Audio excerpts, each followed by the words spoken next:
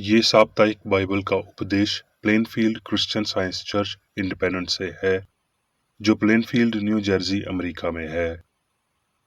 अधिक जानकारी के लिए कृपया हमारी वेबसाइट पर जाएं www.plainfieldcs.com। आपके अध्ययन के लिए ये पाठ रविवार 18 जनवरी 2026 के लिए है। विषय: जीवन, स्वर्णपथ, रोमियो। परमेश्वर का वरदान हमारे प्रभु मसीह यीशु में अनंत जीवन है। उत्तरदायी ध्यान, नीति वचन। हे मेरे पुत्र, पिता की शिक्षा सुनो और समझ प्राप्त करने में मन लगाओ। तेरा मन मेरे वचन पर लगा रहे, तू मेरी आज्ञाओं का पालन कर, तब जीवित रहेगा। बुद्धि को प्राप्त कर, समझ को भी प्राप्त कर। उनको भूल न जाना, ना मेरी बातों को छोड़ना। बुद्धि को ना छोड़, वो तेरी रक्षा करेगी। उससे रीति रख, वो तेरा पहरा देगी। हे मेरे पुत्र, मेरी बातें सुनकर ग्रहण कर, तब तू बहुत वर्ष तक जीवित रहेगा। शिक्षा को पकड़े रह, उसे छोड़ ना दे, उसकी रक्षा कर, क्योंकि वही तेरा जीवन है। पाठ उपदेश बाइबल में से यूहन्ना। उस जीवन के वचन के विषय में जो आदि से था, जिसे हमने सुना और जिसे अपनी आंखों से देखा, वरुण जिसे हमने ध्यान से देखा और हाथों से छुआ। ये जीवन प्रगट हुआ और हमने उसे देखा और उसकी गवाही देते हैं और तुम्हें उस अनंत जीवन का समाचार देते हैं, जो पिता के साथ था और हम पर प्रगट हुआ। जो कुछ हमने देखा और सुना है, उसका समाचार तुम्हें भी देते हैं, इसलिए कि तुम भी हमारे साथ सहभागी हो, और हमारी ये सहभागिता पिता के साथ और उसके पुत्र यीशु मसीह के साथ है। यूहन्ना। यीशु ने उससे कहा, मैं तुमसे सच सच कहता हूं, पुत्र आपसे कुछ नहीं कर सकता, केवल वो जो पिता को करते देखता है, क्योंकि जिन जिन कामों को वो करता है, उन्हें पुत्र भी इसी रीति से करता है। मैं तुमसे सच कहता हूं, जो मेरा वचन सुनकर मेरे भेजने वाले की प्रतीति करता है, अनंत जीवन उसका है। मरकस। जब यीशु फिर नाव से पार गया, तो एक बड़ी भीड़ उसके पास इकट्ठी हो गई, और यायर नाम आराधनालय के सरदारों में से एक आया और उसे देखकर उसके पांव पर गिरा, और उसने ये कहकर बहुत विनती की, मेरी छोटी बेटी मरने पर है, तू आकर उस पर हाथ रख कि वो ठीक होकर जीवित रहे। तब वो उसके साथ चला और बड़ी भीड़ उसके पीछे हो ली। वो ये कह ही रहा था कि आराधनालय के सरदार के घर से लोगों ने आकर कहा कि तेरी बेटी तो मर गई, अब गुरु को क्यों दुख देता है। जो बात वो कह रहा था, उसको यीशु ने अनसुनी करके आराधनालय के सरदार से कहा, मत डर, केवल विश्वास रख। और उसने पतरस और याकूब के भाई यूहन्ना को छोड़ और किसी को अपने साथ आने न दिया। और आराधनालय के सरदार के घर पहुंचकर उसने लोगों को बहुत रोते और चिल्लाते देखा। तब उसने भीतर जाकर उससे कहा, तुम क्यों हल्ला मचाते और रोते हो? लड़की मरी नहीं, परंतु सो रही है। वो उसकी हंसी करने लगे, परंतु उसने सबको निकालकर लड़की के माता पिता और अपने साथियों को लेकर भीतर, जहां लड़की पड़ी थी, गए, और लड़की का हाथ पकड़कर उससे कहा, तलीता कोमी, जिसका अर्थ ये है कि हे लड़की, मैं तुझसे कहता हूं, उठ। और लड़की तुरंत उठकर चलने फिरने लगी, क्योंकि वो 12 वर्ष की थी, और इस पर लोग चकित हो गए। फिर उसने उन्हें चिताकर आज्ञा दी कि ये बात कोई जानने न पाए, और कहा कि उसे कुछ खाने को दिया जाए। यूहन्ना। फरीसियों में निकोदेमुस नाम एक मनुष्य था, जो यहूदियों का सरदार था। उसने रात को यीशु के पास आकर उससे कहा, हे प्रभु, हम जानते हैं कि तू परमेश्वर की ओर से गुरु होकर आया है, क्योंकि कोई इन चिन्हों को जो तू दिखाता है, यदि परमेश्वर उसके साथ ना हो तो नहीं दिखा सकता। यीशु ने उसको उत्तर दिया कि मैं तुझसे सच सच कहता हूँ, यदि कोई नए सिरे से ना जन्मे तो परमेश्वर का राज्य देख नहीं सकता। निकोदिमस ने उससे कहा, मनुष्य जब बूढ़ा हो गया तो क्यों कर जन्म ले सकता है? क्या वो अपनी माता के गर्भ में दूसरी बार प्रवेश करके जन्म ले सकता है? यीशु ने उत्तर दिया कि मैं तुझसे सच सच कहता हूँ, जब तक कोई मनुष्य जल और आत्मा से ना जन्मे तो वो परमेश्वर के राज्य में प्रवेश नहीं कर सकता। क्योंकि जो शरीर से जन्मा है वो शरीर है, और जो आत्मा से जन्मा है वो आत्मा है। अचंबा न कर कि मैंने तुझसे कहा कि तुम्हें नए सिरे से जन्म लेना अवश्य है। हवा जिधर चाहती है उधर चलती है, और तू उसका शब्द सुनता है, परंतु नहीं जानता कि वो कहाँ से आती है और किधर को जाती है। जो कोई आत्मा से जन्मा है वो ऐसा ही है। निकोदेमस ने उसको उत्तर दिया कि ये बातें क्यों कर हो सकती हैं? ये सुनकर यीशु ने उससे कहा, तू इस्राएल का गुरु होकर भी क्या इन बातों को नहीं समझता? मैं तुझसे सच सच कहता हूँ, हम जो जानते हैं वो कहते हैं, और जिसे हमने देखा है उसकी गवाही देते हैं, और तुम हमारी गवाही ग्रहण नहीं करते। जब मैंने तुमसे पृथ्वी की बातें कही और तुम प्रतीति नहीं करते, तो यदि मैं तुमसे स्वर्ग की बातें कहूं तो फिर क्यों कर प्रतीति करोगे? और कोई स्वर्ग पर नहीं चढ़ा, केवल वही जो स्वर्ग से उतरा, अर्थात मनुष्य का पुत्र जो स्वर्ग में है। और जिस रीति से मूसा ने जंगल में सांप को ऊंचे पर चढ़ाया, उसी रीति से अवश्य है कि मनुष्य का पुत्र भी ऊंचे पर चढ़ाया जाए, ताकि जो कोई विश्वास करे उसमें अनंत जीवन पाए। क्योंकि परमेश्वर ने जगत से ऐसा प्रेम रखा कि उसने अपना इकलौता पुत्र दे दिया, ताकि जो कोई उस पर विश्वास रखे वो नाश ना हो, परंतु अनंत जीवन पाए। यूहन्ना। परमेश्वर ने कहा, यूहन्ना, मेरे पिता के घर में बहुत से रहने के स्थान हैं। यदि ना होते तो मैं तुमसे कह देता, क्योंकि मैं तुम्हारे लिए जगह तैयार करने जाता हूँ। और यदि मैं तुम्हारे लिए जाकर जगह तैयार करूं तो फिर आकर तुम्हें अपने यहाँ ले जाऊंगा, कि जहां मैं रहूं वहां तुम भी रहो। और जहां मैं जाता हूं तुम वहां का मार्ग जानते हो। तोमा ने उससे कहा, हे प्रभु, हम नहीं जानते कि तू कहाँ जाता है, तो मार्ग कैसे जानेंगे? यीशु ने उससे कहा, मार्ग और सच्चाई और जीवन मैं ही हूँ। मेरे बिना दोबारा कोई पिता के पास नहीं पहुंच सकता। मेरी ही प्रतीति करो कि मैं पिता में हूँ और पिता मुझ में है, नहीं तो कामों ही के कारण मेरी प्रतीति करो। मैं तुमसे सच सच कहता हूँ कि जो मुझ पर विश्वास रखता है, ये काम जो मैं करता हूँ वो भी करेगा, वरुण इससे भी बड़े काम करेगा, क्योंकि मैं पिता के पास जाता हूँ। यदि तुम मुझसे प्रेम रखते हो तो मेरी आज्ञाओं को मानोगे। और मैं पिता से विनती करूंगा, और वो तुम्हें एक और सहायक देगा, कि वो सर्वदा तुम्हारे साथ रहे। अब मैं मेरी बेकर एडी द्वारा क्रिश्चियन साइंस की किताब विज्ञान और स्वास्थ्य शास्त्रों की कुंजी के साथ के साहस संबंधी अंश पढ़ूंगा। विज्ञान और स्वास्थ्य।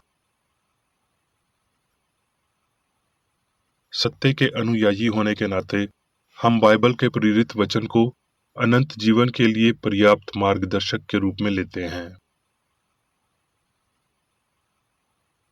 मूल ग्रंथों से परिचित होना और मानवीय मान्यताओं को छोड़ने की इच्छा पुरुषों के सबसे खराब जुनून द्वारा पदानुक्रम और उकसाने वाली मान्यताओं द्वारा स्थापित किया गया। वो क्रिश्चियन साइंस को समझने के लिए रास्ता खोलते हैं और बाइबल को जीवन का चार्ट बनाते हैं, जहां सत्य के संरक्षण और उपचार धाराओं को इंगित किया गया है।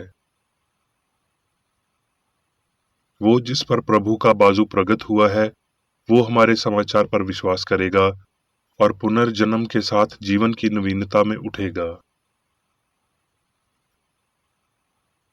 ये जीवन अनंत है, यीशु कहते हैं, है नहीं होगा। और फिर वो अपने पिता और स्वयं के वर्तमान ज्ञान के रूप में अनंत जीवन को परिभाषित करता है, जिसका अर्थ है प्रेम, सत्य और जीवन का ज्ञान। और अनंत जीवन ये है, वो तुझ अद्वित सच्चे परमेश्वर को और यीशु मसीह को, जिसे तूने भेजा है, जाने। धर्मा ग्रंथ कहते हैं, इंसान सिर्फ रोटी से नहीं बल्कि परमेश्वर के मुंह से निकलने वाले हर वचन से जिंदा रहेगा। ये दिखाता है कि सत्य ही इंसान का असल जीवन है, लेकिन इंसान इस शिक्षा को प्रैक्टिकल बनाने पर एतराज करते हैं। हम ईश्वरीय तत्वमीमांसा की समझ में अपने गुरु के उदाहरण का अनुसरण करके सत्य और प्रेम के नक्शे कदम पर चलते हैं। मसीही धर्म सच्ची चिकित्सा का आधार है, जो कुछ मानव विचार के निहितस्वार्थ प्रेम के अनुरूप रखता है, वो सीधे दिव्य शक्ति प्राप्त करता है। मुझे लीन में मिस्टर क्लार्क से मिलने के लिए बुलाया गया था, जो 6 महीने तक कूल्हे की बीमारी के साथ अपने बिस्तर तक ही सीमित थे, जो कि लकड़ी के बड़े स्पाइक पर गिरने से हुआ था। जब वो एक लड़का था, घर में प्रवेश करने पर मैं उनके चिकित्सक से मिला, जिन्होंने कहा कि मरीज मर रहा था। चिकित्सक ने कूल्हे पर अल्सर की जांच की थी और कहा कि हड्डी कई इंच तक फैली हुई थी। उन्होंने मुझे जांच भी दिखाई, जिसमें हड्डी की इस स्थिति के प्रमाण थे। तब डॉक्टर बाहर गए। मिस्टर क्लार्क अपनी आंखों के साथ सितर और दृष्टिहीन थे। मौत की औस उसके माथे पर थी। मैं उसके बिस्तर के पास चला गया। कुछ ही पलों में उसका चेहरा बदल गया। उसकी मृत्यु पालक ने एक प्राकृतिक रंग को जगह दी। पलकें धीरे से बंद हो गईं और सांस लेना स्वाभाविक हो गया। वो सो रहा था। लगभग 10 मिनट में उसने आंखें खोली और कहा, मैं एक नए आदमी की तरह महसूस कर रहा हूँ। मेरी पीड़ा पूरी तरह से दूर हो गई है। ये घटना दोपहर के 3 से 4 बजे के बीच हुई। मैंने उसे कहा कि उठो, कपड़े पहनो और अपने परिवार के साथ खाना खाओ। उसने वैसा ही किया। अगले दिन मैंने उसे आंगन में देखा। तब से मैंने उसे नहीं देखा, लेकिन मुझे बताया गया कि वो 2 हफ्ते में काम पर चला गया। घाव रसना बंद हो गया और घाव ठीक हो गया। बचपन में चोट लगने के बाद से यही बीमारी थी। उसके ठीक होने के बाद मुझे बताया गया कि उसके डॉक्टर ने उसे ठीक करने का दावा किया है और उसकी मां को पागलखाने में कैद करने की धमकी दी गई है, क्योंकि उसने कहा था उसे ठीक करने वाला कोई और नहीं बल्कि भगवान, और वो औरत ही थी। मैं उस रिपोर्ट की सच्चाई की पुष्टि नहीं कर सकता, लेकिन मैंने उस आदमी के लिए जो देखा और किया, और उसके डॉक्टर ने इस केस के बारे में जो कहा, वो ठीक वैसा ही हुआ जैसा मैंने बताया है। ये तथ्य कि मसीह या सत्य मृत्यु पर काबू पा लेता है और आतंकियों का राजा साबित हो जाता है, लेकिन एक नश्वर विश्वास या त्रुटि जिसे सत्य जीवन की आध्यात्मिक परमाणु से नष्ट कर देता है। और इससे पता चलता है कि मृत्यु के प्रति इंद्रियों को जो दिखाई देता है, वो वास्तविक मनुष्य और वास्तविक ब्रह्मांड के लिए एक नश्वर भ्रम है, लेकिन मृत्यु पर क्रिया नहीं है। दुखों का आदमी भौतिक जीवन और बुद्धिमत्ता की श्रेष्ठता और सभी साम्यवशी ईश्वर की ताकतवर वास्तविकता को अच्छी तरह से समझता है। ये मन की चिकित्सा या क्रिश्चियन साइंस के 2 मुख्य बिंदु थे, जिन्होंने उसे प्रेम से शास्त्र किया।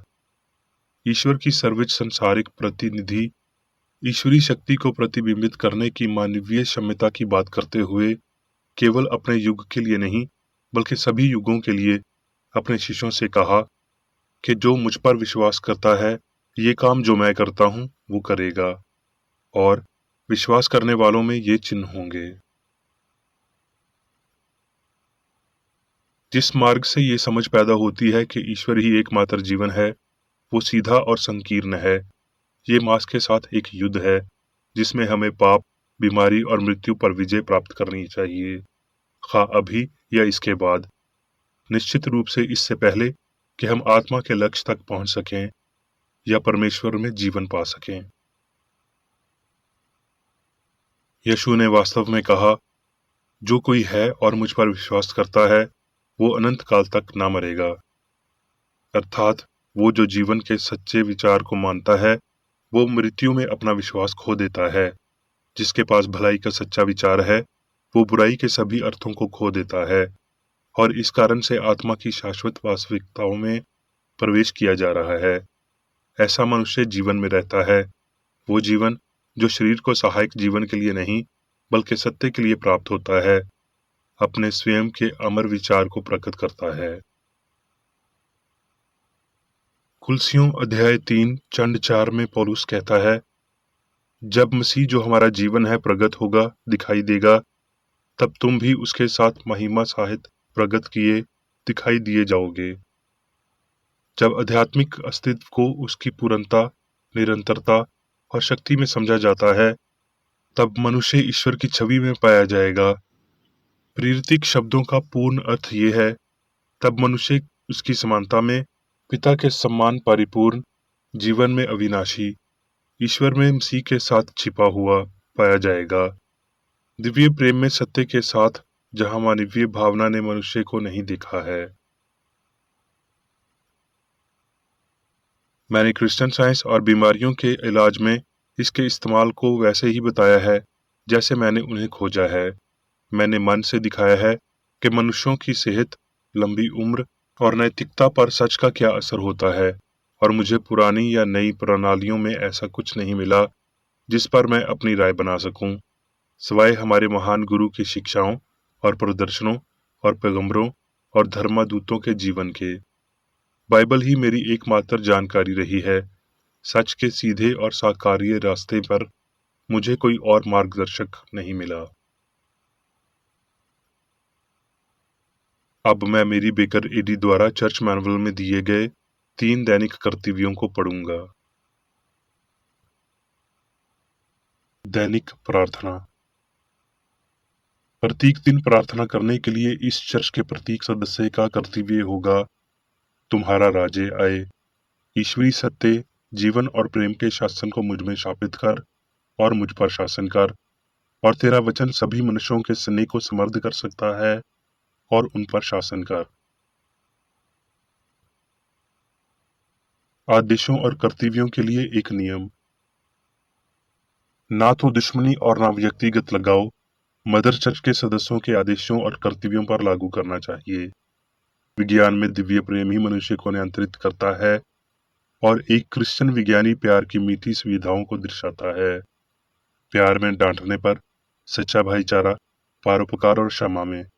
इस चर्च के सदस्यों को प्रतिदिन ध्यान रखना चाहिए और सभी बुराई दूर करने, भविष्यवाणी, न्याय करने, निंदा करने, परामर्श देने, प्रभावित करने या गलत तरीके से प्रभावित होने से बचने के लिए प्रार्थना करनी चाहिए।